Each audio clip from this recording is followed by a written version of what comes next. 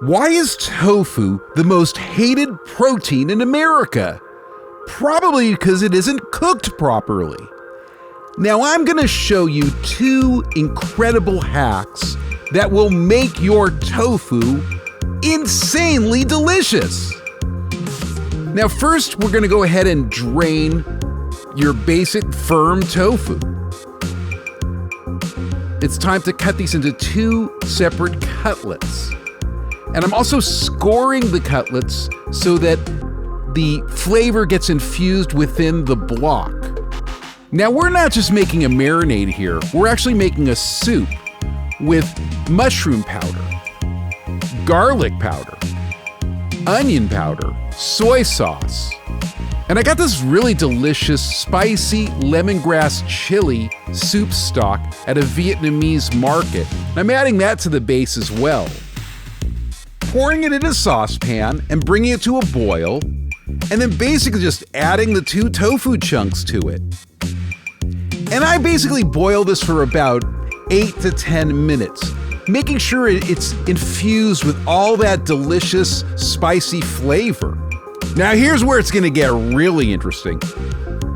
One of my favorite hacks is to use rice paper to add extra texture to tofu. So what I'm doing is putting a little soup stock on a layer of rice paper and then just kind of rubbing it in and getting the rice paper moistened. You don't want to put too much because you don't want the rice paper to get too soaked. And basically putting the tofu down and then also adding some more sauce. This is actually soy sauce and gochugaru to give it even more flavor.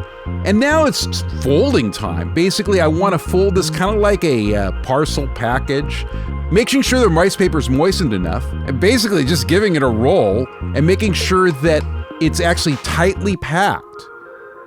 It's not an exact science. It doesn't have to be perfect.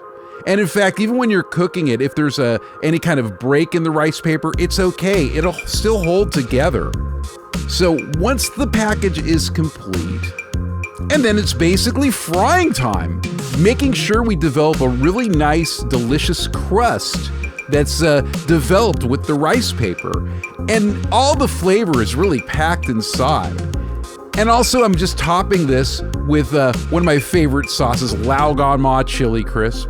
Don't buy the expensive stuff. Lao Gan Ma does the trick. In fact, all the expensive chili crisps copy Lao Gan Ma.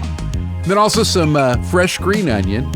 And then also topping with some crushed sesame seeds. And there you have it. Something that's super delicious, kind of a show-stopping presentation.